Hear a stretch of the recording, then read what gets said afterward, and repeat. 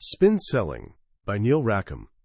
Let me paint you a picture. It's a freezing January night, and a train screeches to an unexpected stop, trapped in dense fog. Inside one of the compartments, two strangers sit across from each other. One is a young researcher launching his consulting business. The other? A salesman who looks absolutely crushed. The salesman leans forward and confesses something that's been eating him alive. I used to be a top performer at my last company, but now I can't seem to do anything right. Here's the thing. This guy wasn't just good at his old job. He was number 3 out of 200 salespeople. A genuine rock star selling low-priced products. Then he switched companies to sell expensive, complex machine tools, and after an entire year, he'd sunk to dead last. With desperation in his voice, he asked a question that would literally reshape the entire sales profession. How can you crush it at one sales job and completely bomb at another? The young researcher had nothing for him, not yet anyway. But that question ignited something in his mind. That researcher was Neil Rackham, and he was about to embark on a 12-year odyssey, spending over $1 million to lead the most extensive sales research project in history. His team at Huthwaite dove into over 35,000 sales calls across 23 countries. They weren't chasing theories or hunches. They wanted raw data. What do the world's best salespeople actually do when the stakes are sky high? The book we're diving into today, Spin Selling, is Rackham's answer to that desperate salesman's question. This isn't your typical bag of sales tricks. It's a science-backed revolution in how selling actually works. Today, more than half of the world's top 100 industrial companies use this method to train their people.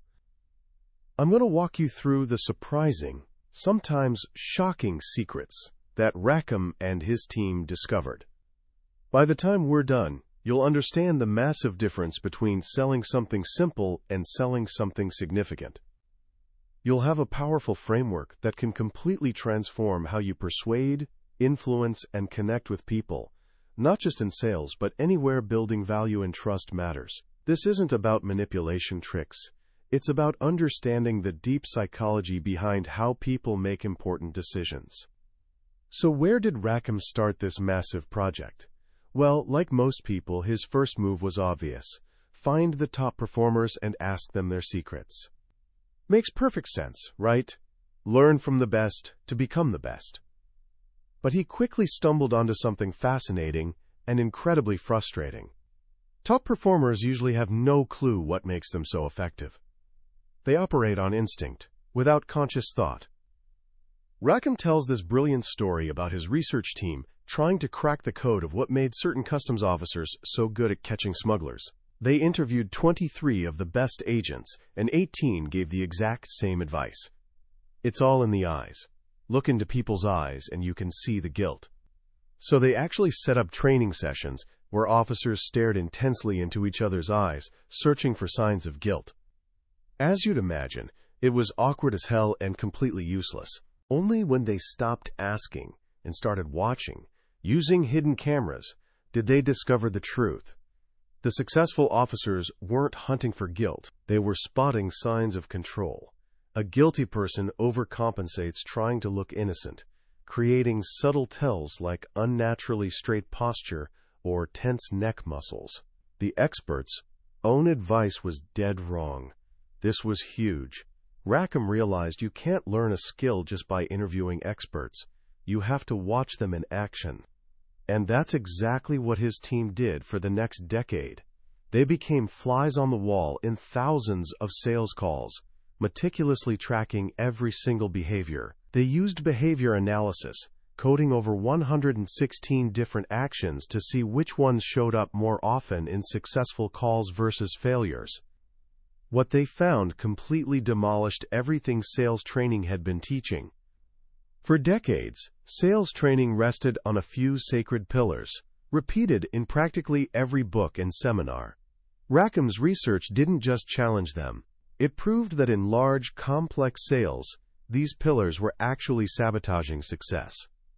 Let's start with the holiest of holies, closing. Classic sales wisdom preached always be closing.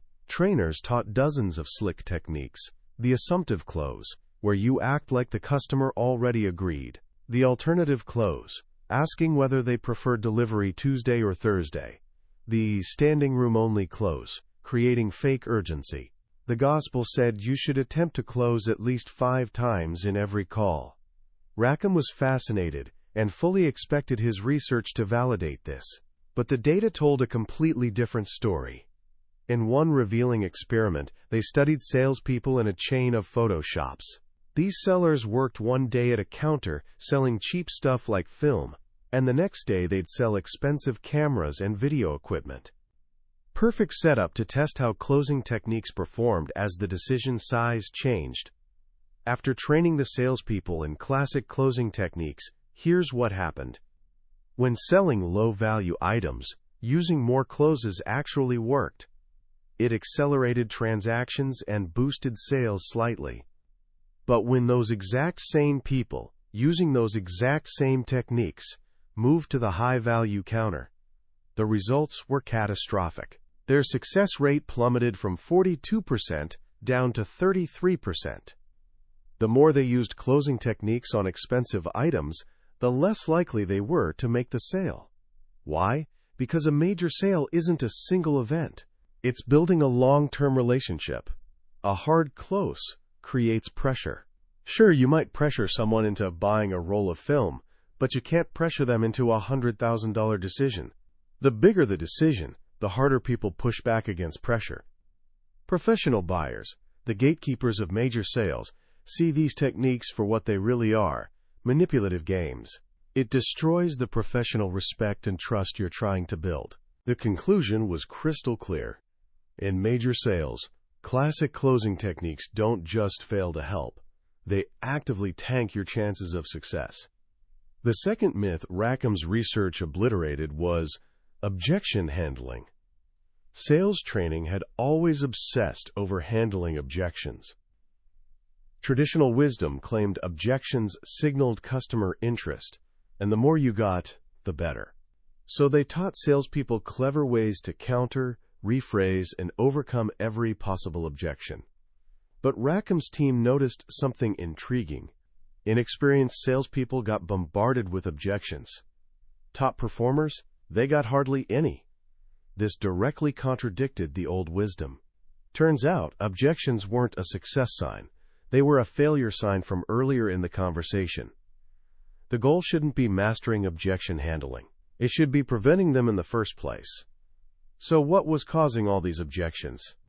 To understand this, we need to look at how salespeople traditionally talk about products. They use what are called features and advantages. A feature is just a product fact. This car has a 2-liter engine. An advantage shows how that feature helps. The 2-liter engine gives you faster acceleration. Most sales programs call these benefits and tell you to pile them on. But here's the problem. Imagine a seller says, "Our word processor would eliminate that retyping for you." That's an advantage. But the buyer's thinking, "Sure, we do some retyping, but I'm not paying $15,000 just for that." And boom, objection. The objection wasn't really about the product. It was about value. The seller offered a solution to a problem that didn't feel significant enough to the customer. The more advantages you throw out, the more objections you create.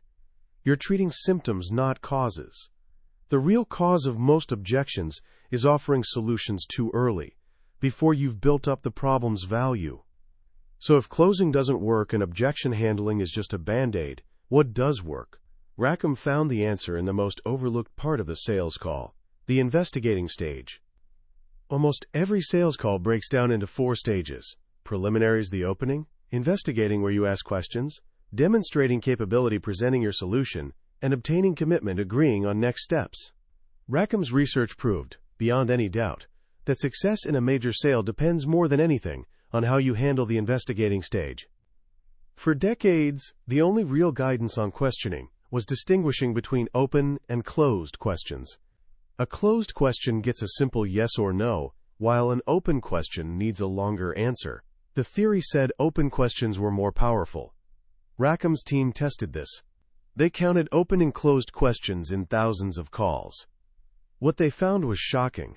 There was zero measurable relationship between using open questions and success. Some top performers used almost no open questions. Others used nothing but. It made no difference. The entire foundation of questioning skills, taught for over 50 years, was essentially worthless for predicting success in major sales. This is where Rackham and his team had their biggest breakthrough. It wasn't the question format that mattered, it was the purpose. And the purpose of questions in a major sale, they discovered, is uncovering and developing customer needs. Here's the key.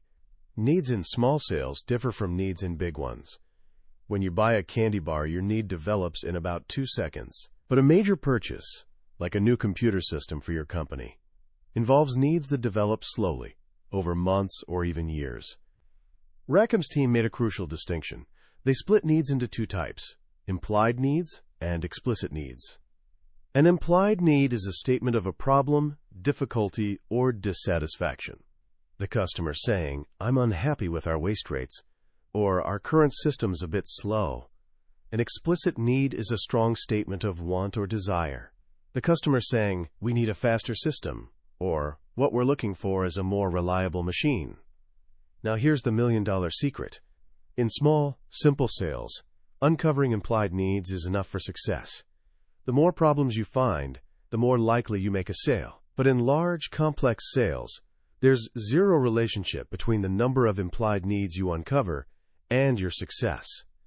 Finding problems doesn't matter. What matters is what you do with them.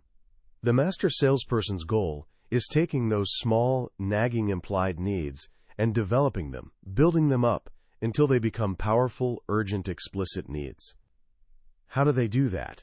With a specific sequence of questions. This is the heart of Rackham's discovery, the legendary SPIN model. SPIN is an acronym for 4 types of questions, used in logical sequence to develop customer needs. It starts with S, situation questions.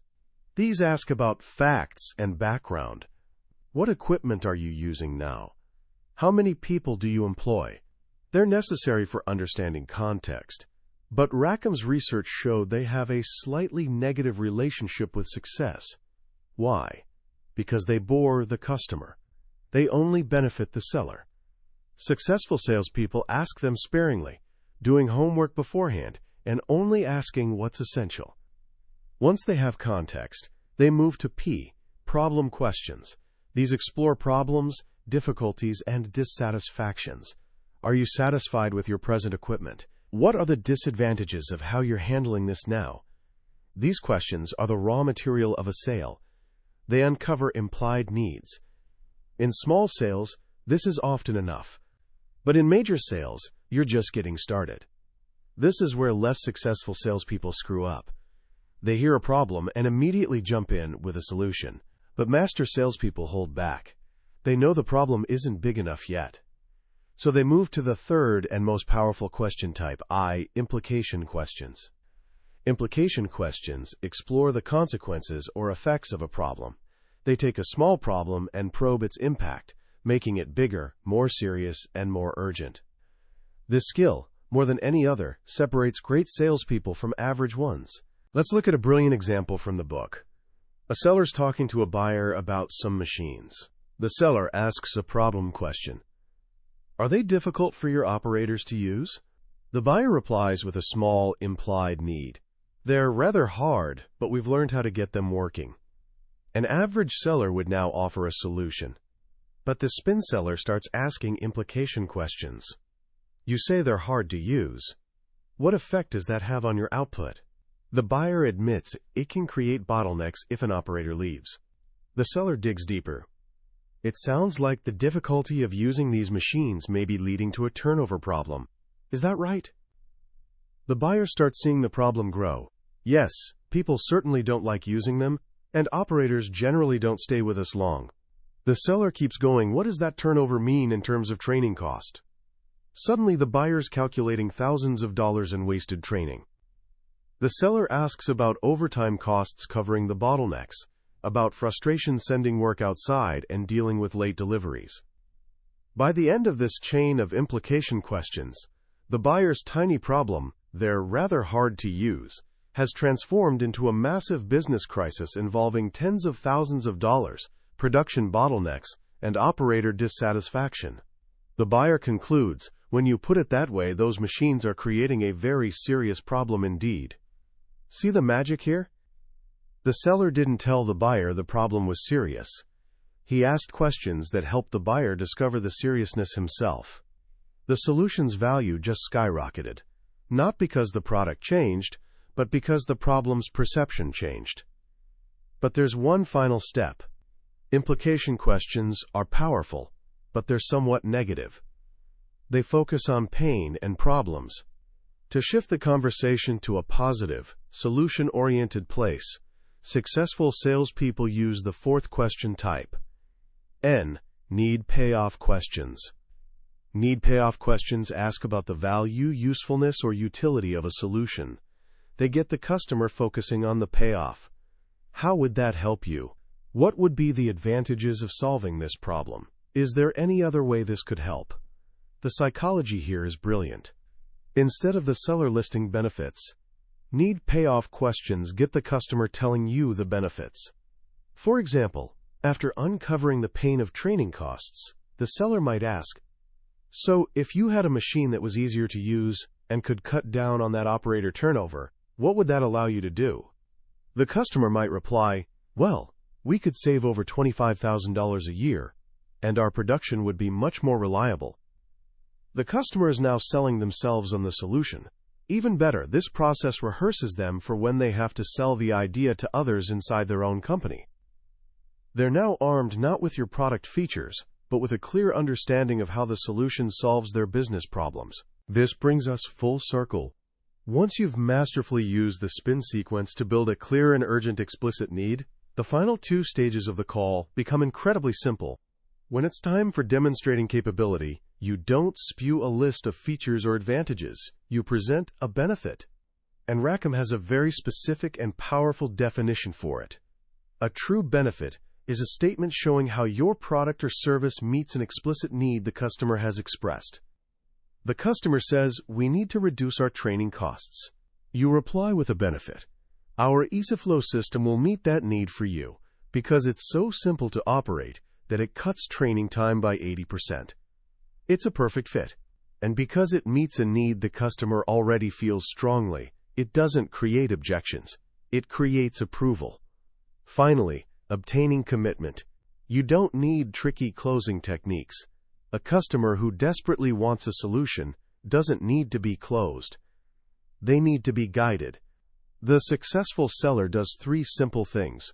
First, they check if any concerns remain. Second, they summarize the benefits just discussed. Third, they don't, quote, ask for the order. They propose a commitment. They suggest a realistic, logical next step, moving the sale forward. Then could I suggest that the most logical next step would be for you and your accountant to come and see one of these systems in operation? It's not a push. It's a helpful suggestion. You're not closing a sale, you're opening a relationship. This, in essence, is the powerful, research-backed strategy of spin selling. It's a journey beginning not with your product, but with the customer's world. It starts with situation questions to understand their context, moves to problem questions to uncover their difficulties, uses implication questions to make those difficulties feel significant, and finally uses need-payoff questions to let the customer discover the light at the end of the tunnel. It's a process of co-creation, where you and the customer build the solution's value together. When you truly step back and look at what Neil Rackham achieved with spin selling, it's more than just a sales methodology. It's a fundamental shift in how we think about persuasion and influence. For decades, selling was portrayed as an adversarial game, a battle of wits, where the seller used clever tactics to get the customer to buy. It was about pushing products, handling objections, and closing deals. Rackham's research reveals a more profound and, frankly, more ethical path. It transforms the salesperson from product pusher into problem solver, from tactician into trusted advisor. The spin model isn't a set of tricks to manipulate someone into a decision. It's a framework for genuine curiosity. It's about having the discipline to understand before trying to be understood. The most powerful lesson in this book, for me, is the idea that you can't convince people of anything. All you can do is ask the right questions that allow them to convince themselves. When you ask an implication question, you aren't telling the customer their problem is expensive. You're guiding them to that conclusion on their own. When you ask a need-payoff question, you aren't telling them how great your solution is. You're creating space for them to articulate its value in their own words. This is persuasion at its most powerful because it respects the other person's intelligence and autonomy. It builds trust, not resistance. In a world noisier and more skeptical than ever, where buyers are more educated and have more choices, the hard sell tactics of the past aren't just ineffective, they're obsolete. The principles of spin selling, building value, understanding needs, and creating collaborative solutions are more relevant today than when the book was first written. This approach builds lasting customer relationships and turns transactions into partnerships. So how can you start putting this into practice today? Let me offer 3 simple actions. First, before your next important conversation, whether with a client, a boss, or even a family member, stop thinking about what you're going to say. Instead, spend 10 minutes thinking about what you're going to ask. Write down one potential problem they might be facing. Then brainstorm 3 implication questions related to that problem. What are the consequences? The ripple effects. Finally, write down one need-payoff question. How would solving that problem help them? This simple planning exercise will fundamentally shift your focus from telling to asking. Second, for the next week, focus on one single behavior from this book. Don't try mastering everything at once. Maybe you decide to simply ask more problem questions. Just get comfortable asking people about their difficulties and dissatisfactions. Don't worry about perfection. As Rackham says, focus on quantity before quality. Do it often enough, and quality will take care of itself. Third, listen to yourself. In your next conversation, pay attention to the balance of talking versus listening. Are you jumping in with solutions the moment you hear a problem? If so, just notice it. The first step to changing any behavior is becoming aware of it. Spin selling is more than a book. It's a new way of thinking. It's a reminder that the most effective way to influence others isn't by having the best answers, but by asking the best questions. That was a summary of Spin Selling by Neil Rackham. We've certainly covered the big ideas today, but a summary is like looking at a map of a beautiful country. It gives you the layout, but can't give you the feeling of walking the streets, smelling the air, and meeting the people. The true power of this book is in the details, the dozens of real-world examples, and how the ideas build on one another. This summary is your map, to help you see if this is a journey you want to take. If anything we've discussed has sparked your curiosity or made you rethink your own approach, I truly encourage you to pick up a copy. Reading it isn't just about learning tactics. It's about fundamentally changing how you see your role in any conversation where value is being created. A link to the book is in the description below. Also, if you've found this journey valuable, please consider liking this video and subscribing to the channel. It lets me know these deep dives are helpful and ensures you won't miss our next exploration into another transformative book that has shaped the minds of the world's most successful people. Let's keep learning and growing together.